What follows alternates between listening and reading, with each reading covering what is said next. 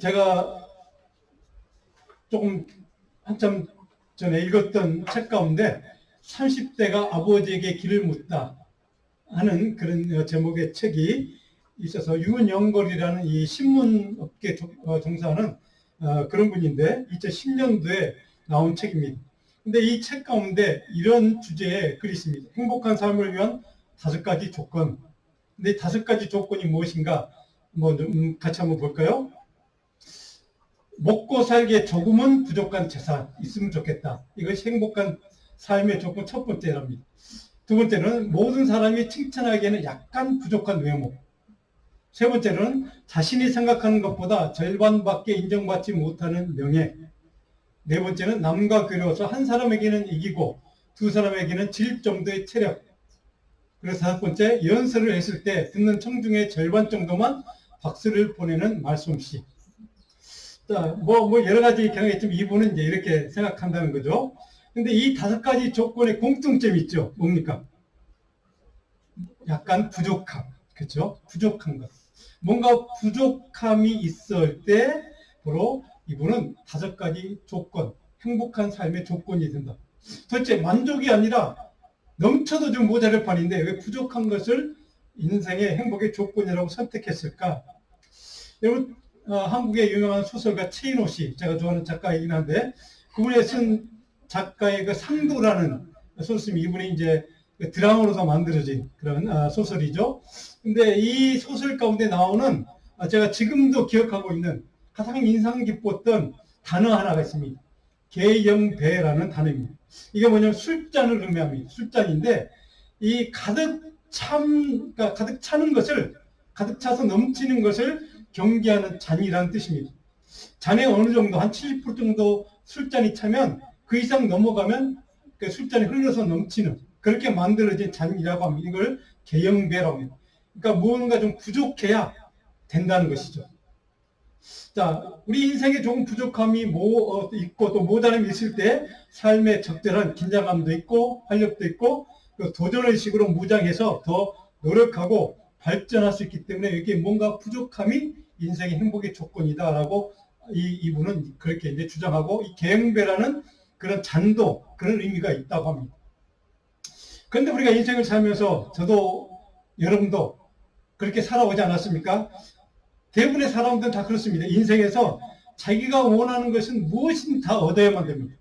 충족돼야만 합니다. 그리고 항상 풍족하고 만족하기를 바라고 사는 것이 우리 인생입니다. 대부분의 사람이 다 그럴 것입니다. 무엇인가 부족하거나 모자라면 불편하다고 생각하고 또 불평하고 원망하며 살아갑니다. 그런 사람 입에서 나오는 말은 항상 부족해, 모자라, 불평하는 말만 나오게 되어 있습니다. 그런 사람은 항상 감사가 없는 인생을 살게 됩니다. 어느 목사님이 쓰신 글에 보니까 탈무드에 이런 글이 있다고 합니다. 정확하지 않습니다. 그 목사님 글에 이렇게 돼 있더라고요. 세상에서 가장 현명한 사람은 배운 사람이고 가장 강한 사람은 자기를 이기는 사람이고 세상에서 가장 행복한 사람은 범사에 감사하는 사람. 이것이 탈무드에 있는 지혜라는 것이죠. 오늘 본문에서 바울은 이 감사를 계속해서 강조하고 있습니다. 15절을 보니까 감사하는 자가 되라. 오늘 설교 제목입니다. 16절을 보니까 감사하는 마음으로 하나님을 찬양하라. 그리고 17절에 보니까 그리스도를 힘입어 하나님 아버지께 감사하라. 3번씩이나 감사를 언급하고 있습니다. 오늘 본문 고린도서 3장 5절 11절 바로 앞단락에 바울은 고린도의 성도들에게 너희들이 예수를 믿었으면 이제 벗어버려야 될 옛사람의 모습에 대해서 언급하고 있습니다. 악한 겁니다. 벗어버려야 될 것, 떨쳐버려야 될 것, 분함, 노여움, 악의, 비방, 부끄러운 말. 이 5가지의 악한 습관들을 버리라는 겁니다. 그리고 인생을 살면서 자신은 물론 이웃 사람들에게까지 악한 영향을 끼친 그 5가지를 떨쳐버려야 그리스도인이 된다. 이런 얘기입니다. 그러니까 오늘 본문에서 그런 얘기를 떨쳐버릴 것, 버려야 될 것을 5가지 얘기한다면 오늘 본문에서는 이제 새로운 예수 믿는 사람이 되었으면, 그리스도인이 되었으면 입어야 될, 가져야 될 5가지 성품이 있다는 겁니다. 그리스도 안에서 새 사람으로 옷 입어야 되는데 그 옷이 뭐냐? 5가지 옷이 있다는 겁니다. 자, 새 사람으로 옷을 입는다. 도대체 무슨 뜻일까? 예수 믿고 그리스도인이 됐으면 신앙의 인격과 성품과 정체성에 맞는 어울리는 적합한 삶의 모습 5가지를 갖추는 것이 필요하다. 이렇게 바울이 강조하는 겁니다. 12절에 그 5가지가 목록이 기록되어 있습니다. 긍휼, 자비, 겸손, 온유, 오래 참음. 여러분 다 잘 알고 있는 단어들이죠. 자, 그런 관점에서 오늘 본문에서 바울은 하나님의 백성으로 살아가는 동안, 우리들이 이 세상에 살아가는 동안 새 사람을 옷 입고 살아가는 삶의 가장 독특한 한 가지 특징을 제시하고 있습니다. 새 사람으로 옷을 입는 그 5가지 옷을 입는 사람의 그 가장 중요한 특징 하나, 뭡니까? 감사하는 사람이 있다는 겁니다. 세상 사람들과 구별되는 그리스도인의 가장 독특한 삶의 특징이 바로 감사라는 것입니다. 감사하는 삶을 살아가는 우리 그리스도의 삶의 특징 몇 가지를 구체적으로 설명하는 것이 오늘 본문 15절부터 17절의 3가지를 이렇게 설명해 두고 있습니다. 자, 그렇다면 감사하는 삶을 살아가는 우리 그리스도인은 어떤 면에서 세상 사람들과 달라야 하는가? 첫 번째, 오늘 설교 노트를 보시면 기록되어 있습니다. 그리스도 안에서 새 사람이 된 그리스도인은 서로 기꺼이 용서함으로 일치의 삶을 살아야 한다는 것입니다. 오늘 보면 12절로 14절에 이렇게 기록되어 있습니다. 12절, 그러므로 너희는 하나님이 택하사 거룩하고 사랑받는 자처럼 긍휼과 자비와 겸손과 온유와 오래 참음을 옷 입고, 이게 옷 입다는 말은 엔두오라는 헬라 단어인데 이 말은 뭐냐면 옷 속에 완전히 파묻힐 정도로 옷과 밀착되는 겁니다. 그리스도에게 온전히 빠져서 이런 성품, 덕목으로 완전히 변화되고 새로운 삶을 사는 것을 뜻합니다. 그리스도인의 새 옷 이 5가지 성품에 완전히 밀착이 돼서 그 성품으로 내가 변화되는 것, 그 성품을 내 안에 품는 것, 이것을 바로 그리스도로 옷 입는다 할 때 그 옷 입는다는 단어의 의미라는 것이죠. 그래서 12절에 보니까 무슨 단어로 시작이 됩니까? 그러므로 이렇게 시작합니다. 아까 제가 말씀드렸던 그 이전에 11절까지 버려야 될 것 5가지를 얘기했다고 제가 말씀드렸습니다. 악한 습관을 버리는 것. 그 버리는 사람, 그리스도인은 그러므로 버리고 난 다음에 이런 뜻입니다. 그 다음에 새로운 사람의 그리스도인의 옷을 입어야 되는 것이 5가지가 있다. 이렇게 설명하는 겁니다. 옷을, 과거의 악습을 버리는 것만, 떨쳐버리는 것만으로는 완전하지 않다는 뜻이기도 합니다. 새로운 옷을 입어야 된다는 겁니다. 헌 옷을 버렸으면 이제 새 옷을 갈아입어라. 그 새 옷의 5가지 설명 가운데 가장 그 모든 것들을 아우르는 단어가 바로 한 가지 있습니다. 긍휼과 자비와 겸손과 온유와 오래 참음을 하나로 묶어주는 띠. 오늘 본문을 보면 그것을 그리스도의 사랑이라고 얘기합니다. 사랑.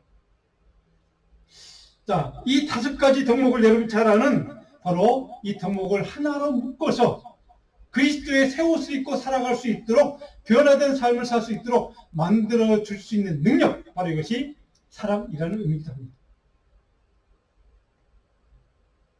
자, 물론 그 사랑은 예수 그리스도께서 보여주신 십자가에서 보여주신 그리스도의 헌신, 그리스도의 희생, 그 희생의 사랑을 의미합니다.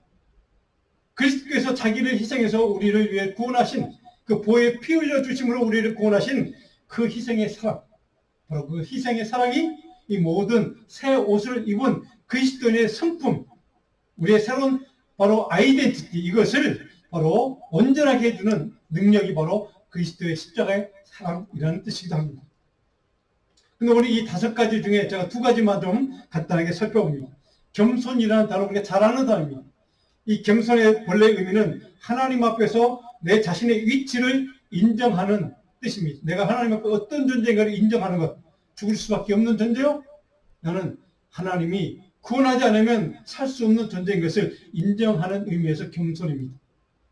내가 죄인이라는 걸 인정하면 겸손할 수밖에 없습니다. 내가 부족한 것을 인정하면 내가 하나님 앞에서, 사람들 앞에서 겸손하지 않으면 안 된다는 사실을 우리는 깨닫게 됩니다. 이것이 겸손의 의미입니다. 탐 라이트라는 지금 영국에서 활동하는 분인데 가장 신약 성경에 가장 유명한 학자 중에 한 분. 근데 이분이 이 겸손을 이렇게 정의했습니다. 자기 자신을 향한 그리스도적인 태도다. 다른 말로 하면 그리스도의 눈으로 자기 자신을 바라보는 것이 겸손이라는 겁니다. 무슨 말인가? 하나님의 아들 독생자이신 우리의 구원자이신 그 메시아, 하나님의 아들 그분, 하늘에 계셔야 될 그분이 자기를 겸손히 낮추어서 이 땅에 와주시고 나를 구원하기 위해서 자기를 십자가에서 희생하신 그 겸손, 그 겸손의 마음으로 내 자신을 바라볼 때에 내가 한없이 보잘것없는 존재요, 죄인이요, 나는 아무것도 아니라는 존재를 깨닫게 되는 그런 겸손을 뜻하는 단어이라는 뜻이죠. 그리스도의 겸손으로 나를 바라본다는 것은 바로 나보다 남을 낮게 여길 수밖에 없다는 사실을 우리에게 깨닫게 해줍니다. 나는 존재가 그런 많은 존재가 못 된다는 것, 내가 스스로 사람들 앞에서 드러내거나 나를 자신 있게 남들 앞에서 자랑하거나 이럴 존재가 못 된다는 사실을 깨닫게 해주는 것이 바로 십자가의 은혜라는 사실입니다. 두 번째 단어, 온유라는 단어가 있습니다. 연약함과 부드러움을 상징하는 단어입니다. 그러나 내가 가진 힘이 없어서 연약하거나 부드러움이 아니라 내가 힘도 있고 권력도 있고 권리도 있지만 내가 그것을 자발적으로 그것을 다 기꺼이 포기하고 사람들한테 부드럽게 온유한 마음으로 대하는 것, 이것이 온유한 태도입니다. 예수님께서 자기를 부인하고 모든 권리를 포기하시고 하늘 보좌를 포기하고 십자가를 지고 겸손히 나를 구원해 주신 그 은혜의 온유, 이것이 성경적인 온유의 의미라는 사실. 바로 이 겸손과 온유라는 단어를 이 5가지 중에 포함시킨 이유가 바로 바울이 이 2가지 단어를 왜 여기 포함시켰을까? 십자가의 관점으로 우리는 아무것도 아닌 존재라는 사실, 영원한 멸망당할 수밖에 없는 존재라는 사실, 그런 존재를 하나님의 아들 그분이 이 땅에 오셔서 구원하기 위해서, 나를 살려주기 위해서, 나를 하나님의 자녀 삼으시기 위해서 죽어주셨던 그런 존재가 나라는 사실을 깨닫기를 원하는 마음. 사랑하는 여러분, 이 감사절기에 우리는 이 사실을 깨닫지 않으면 우리는 감사할 수가 없습니다. 우리가 아까 드리던 그 찬양 가사처럼 바로 하나님이 나를 구원하신 그 은혜도 감사할 것, 그 은혜도가 아니라 그 은혜만을 감사해야 하는 것이 이 추수감사절기의 목적입니다. 사랑하는 여러분, 이것이 이 추수감사절기를 지내는 동안 하나님 앞에서 우리가 주님 앞에서 하나님, 나를 그렇게 구원하신, 나를 그렇게 사랑해 주신, 나를 그렇게 구원해 주신 하나님의 십자가의 은혜를 내가 감사하지 않을 수가 없어서 주님 앞에 겸손히 무릎 꿇고 온유하신 그 주님 앞에 감사하는 마음으로 내가 나왔습니다. 이 기도가 이 감사절기 있기를 간절히 축원합니다. 도대체 이 감사와 온유와 이 5가지 성품을 가지고 그 모든 것을 묶어주는 그리스도의 사랑의 띠로 묶어주는 그 은혜가 우리에게 있다면 우리에게 평소 할 수 없는, 우리 힘으로는 할 수 없는 한 가지가 가능해집니다. 그것이 뭘까요? 오늘 보면 13절입니다. 같이 한번 읽어봅니다. 13절. 누구에게 불만이 있거든 서로 용납하여 피차 용서하되 주께서 너희를 용서하신 것 같이 너희도 그리 하고. 이 5가지 성품으로 새 옷을 입고 이것을 묶어주는 사랑의 띠가, 사랑이 우리 가운데 충만할 때 우리가 평소에 우리 힘으로는, 우리 이성으로는 내 능력 할 수 없는 것 한 가지, 누군가를 용서하는 일이 가능해집니다. 우리의 지혜로는, 능력으로는, 내 힘으로는, 의지로는 결코 가능하지 않는 이 용서가 가능해지는 성품, 그리스도의 새 옷. 그래서 바울 사도가 이 5가지를 얘기하고 그것을 하나 묶어주는 띠, 그리스도의 사랑을 얘기하는 것입니다. 누구에게 불만이 있거든 불만이 없을 수가 없습니다. 교회도 마찬가지입니다. 세상에 모든 사람들의 갈등의 원인이 뭡니까? 불평하는 겁니다. 불만이 있기 때문에 그렇습니다. 뭔가 모자람이 있기 때문에 그렇습니다. 교회라고 예가 아닙니다. 교회에 모인 우리 그리스도인이 거룩한 사람이라면 불만이 있을 수 없습니다. 그러나 우리 용서받은 죄인들 뿐입니다. 그래서 우리에게는 불평도 있고 불만도 있고 모자람도 있고 시기 질투도 있는 겁니다. 그런데 그 5가지 성품을 갖추고 그리스도의 사랑의 띠로 우리가 변화되고 묶여질 수 있다면, 그래서 우리가 주님의 눈으로, 십자가의 눈으로 우리 자신을 바라볼 수 있다면, 겸손과 온유로 누군가를 바라볼 수 있다면 우리가 가능해지는 것 한 가지. 불편이 있지만 그 사람 누군가 어떤 때는 그 사람 보기도 싫고, 그 사람 말 한마디 때문에 큰 상처 있고 아픔을 가지고, 또 그 사람 행동 하나 때문에 말할 수 없는 절망을 느낄 수도 있고, 불평할 수 있고 불만을 가질 때도 분명히 있습니다. 왜? 우리는 인간이기 때문에 그렇습니다. 죄인이기 때문에 그렇습니다. 서로 생각이 다르고 추구하는 목표가 다르고 동기가 다 다르기 때문에, 그래서 우리는 그것이 충돌할 때가 있습니다. 그래서 불평이 있고 불만이 있습니다. 그래서 갈등이 있고 교회 안에서 싸움이 있을 수도 있습니다. 근데 중요한 것은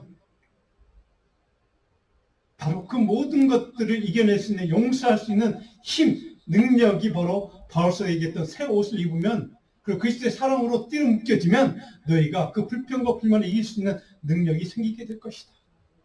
그리고 불평과 불만 대신에 감사하는 삶을 살게 될 것이다. 오늘 본문의 이야기가 바로 그 이야기입니다.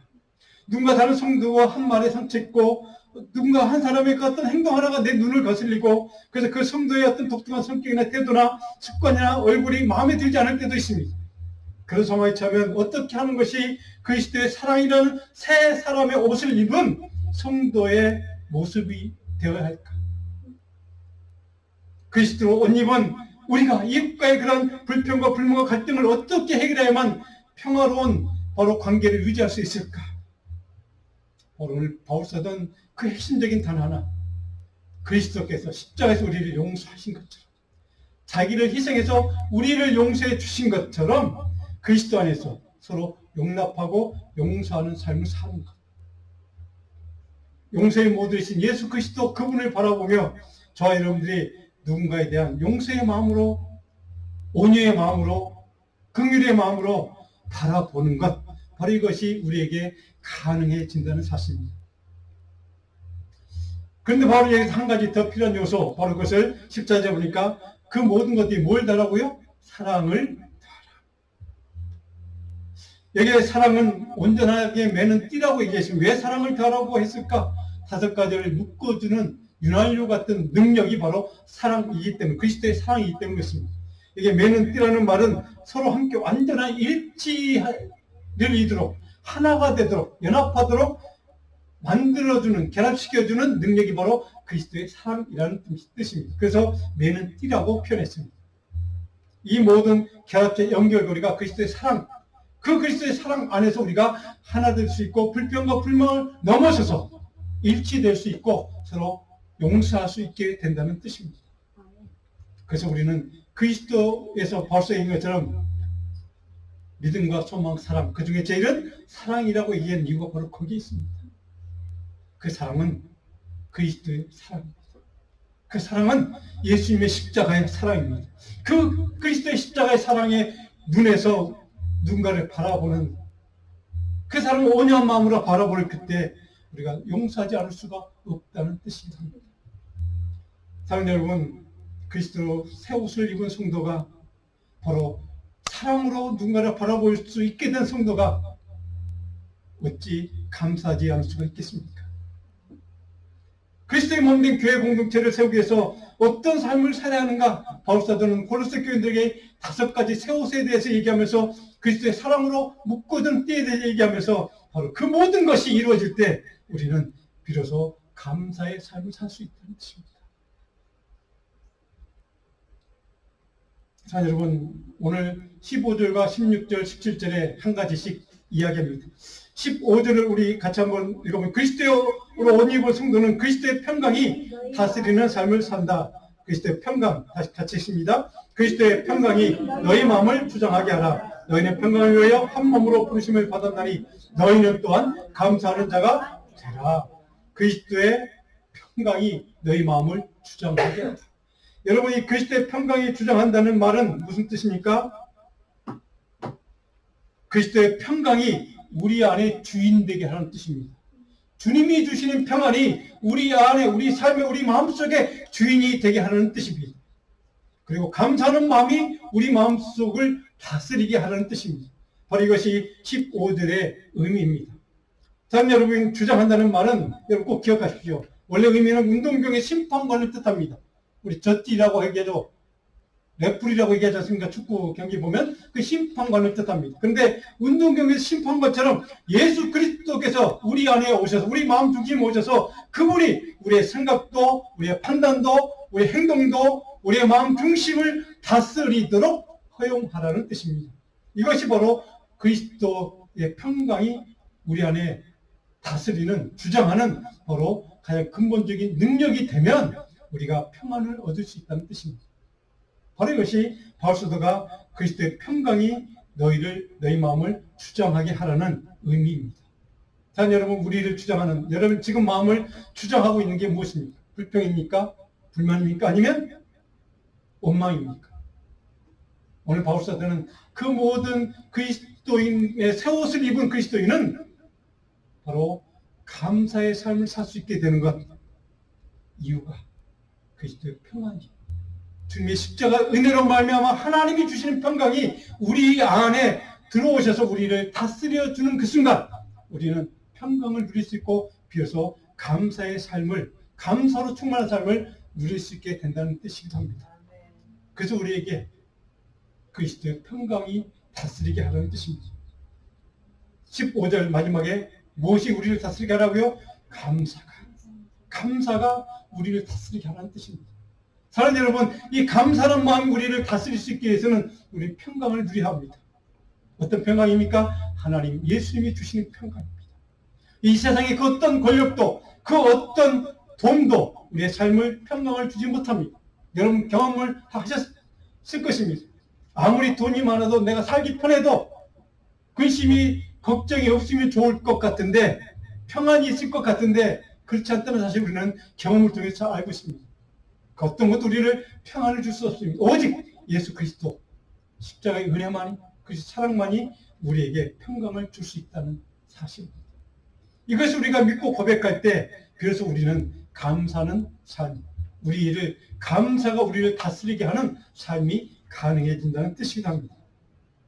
본질상 죄인인 우리는 결코 아무리 노력해도 내 마음속에 평강이 나를 주장할 수가 없습니다. 내 마음을 판단하고 감독하고 결정하는 것이 내가 그것을 한다면 결코 우리는 평강을 누릴 수 없게 됩니다.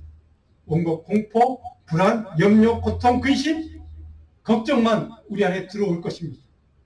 하나님이 주시는 평강을 우리 안에 다스리게 한다면 그 평강이 우리를 마음속에 충만해서 그 평강이 우리의 주인 되게 하신다는 것. 바로 여러분 마음에 하나님 주시는 참된 평강을 누릴 수 있다는 뜻입니다. 자, 그렇다면 우리가 평강을 누릴 수 없는 이유는 뭡니까? 죄 때문이죠. 한마디로. 죄의 본성 때문에 그렇습니다. 우리에게 죄 때문에 불안과 염려와 공포와 근심과 걱정이 충만해집니다. 바로 이것이 너희 안에 그리스도의 평강으로 너희를 다스리게 하라고 바울이 오늘 본문에서 얘기한 이유가 바로 그것입니다. 너희로는 결코 평강을 누릴 수 없다는 뜻입니다. 인간적인 힘으로는 인간적인 능력으로는 결코 평강을 누릴 수 없다는 사실을 깨닫게 오늘 바울은 우리에게 가르쳐주는 것입니다. 오직 그리스도의 평강만 십자가의 은혜 속에 주시는 평안만이 우리를 온전히 참된 평강을 누리게 우리 참된 감사의 삶을 살도록 해줄 수 있다는 사실을 오늘 바울은 우리가 깨닫기를 원하는 것입니다. 사랑하는 여러분, 그래서 요한복음 14장 27절에 예수님은 이렇게 얘기합니다. 같이 한번 읽어볼까요? 평안을 너에게 끼치노니 곧 나의 평안을 너에게 주느라. 내가 너에게 주는 것은 세상이 주는 것과 같지 아니하니라. 너희는 마음에 근심하지도 말고 두려워하지도 말고 평안을 너희 끼치니 내가 주는 평안은 세상이 주는 것과 같지 않니. 마음에 근심도 하지 말고 내가 주는 평안이 있으면 너희는 근심과 걱정과 염려로부터 벗어날 수 있어 라고 하는 말씀입니다. 바로 이 말씀에 근거해서 바울 사도 오늘 본문에서 그 이야기입니다. 그리스도의 평강이 있으면 결코 염려와 근심과 불안과 걱정이 너희를 지배할 수 없어. 자, 여러분 오늘 이 말씀을 꼭 기억하십시다. 그리스도께 주신 평강이 우리를 다스리게 하십시다. 그래서 우리가 감사하는 마음으로 우리 서로를 용서하고 용납하고 이해할 수 있는 그런 믿음의 사랑, 사랑의 띠로 묶어주는 그 그리스도의 사랑으로 주님 앞에서 겸손히 서로를 위해서 기도하고 협력하고 우리가 그걸 품을 수 있는 그러한 믿음의 성도가 다 될 수 있기를 간절히 축원합니다. 자, 이런 평강을 적극적으로 누리는 방법은 무엇일까? 오늘 바울은 감사라고 그 대답을 우리에게 제시해 줍니다. 감사하는 삶을 사는 것이라는 것. 감사는 내가 그리스도를 믿고 있다는 증거요. 감사는 그리스도가 내 마음에 평강으로 임재하고 계신다는 증거가 되기 때문에 그렇습니다. 감사는 그리스도가 평강으로 내 마음을 다스리고 있다는 바로 증거가 되기 때문에 감사하는 삶을 살라는 것입니다.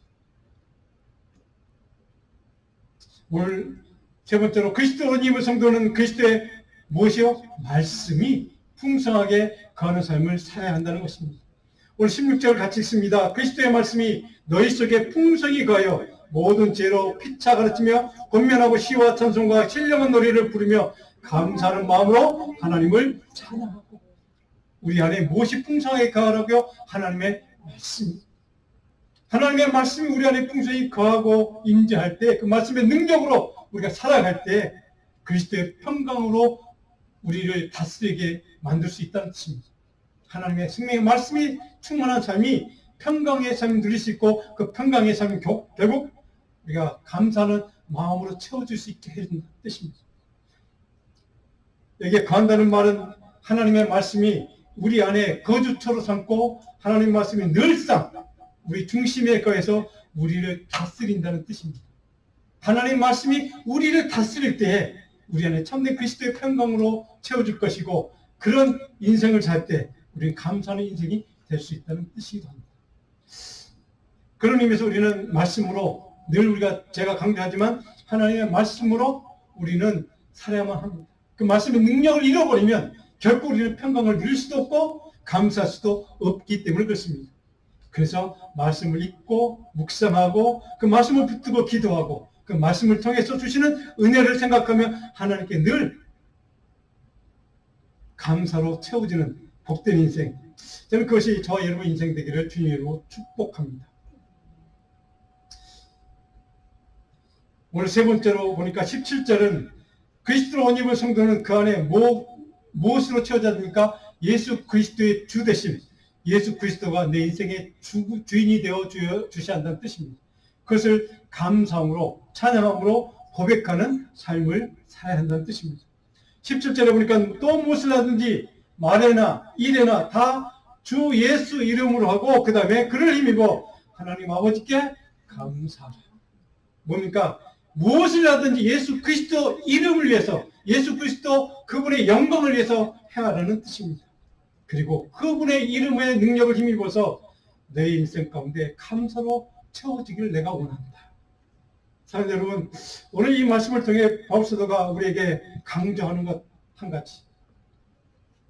사랑하는 주의 백성들이 감사하는 삶을 살기를 바울은 간절히 소망했습니다. 하나님의 말씀으로 충만히 채워지는 삶, 하나님의 평강으로 채워지는 삶, 그래서 감사하는 삶이 저와 여러분의 인생이 되기를 주님도 간절히 기대하고 소망하고 우리를 축복하실 줄로 믿습니다. 오늘 이 추수감사절기에 오늘 성경 말씀, 감사에 관한 성경 말씀 2구절 우리 바울 사도가 주신 말씀 같이 한번 우리 읽고 정리하겠습니다. 데살로니가 전서 5장 16절 18절 말씀, 항상 기뻐하라, 쉬지 말고 기도하라, 범사에 감사하라, 이것이 그리스도 예수 안에서 너희를 향하신 하나님의 뜻이니라. 에베소 5장 20절, 범사에 우리 주 예수 그리스도의 이름으로 항상 아버지 하나님께 감사하며, 이 감사가 여러분 가운데 충만하길 간절히 소원합니다. 오늘 제가 여러분 설교 노트에 있습니다. 마지막 묵상 요절이 있습니다. 여러분 잘 아는 말씀이 있습니다. 같이 한번 읽어볼까요? 요한은 나의 목자시니 내게 부족함이 없으려다. 내 평생의 선하심과 인자심이 반드시 나를 따르니 내가 여호와의 집에 영원히 살리로다. 아멘. 이런 감사가 있는 사람, 하나님이 저와 여러분의 삶 가운데 늘 동행하시고 함께하시고 구원자가 되어주시고 반석이 되어주시고 보호자가 되어주시는 하나님이 우리 함께하시기 때문에 그렇습니다. 하나님과 동행하는 인생, 그 삶에 감사가 넘칠 줄 믿습니다.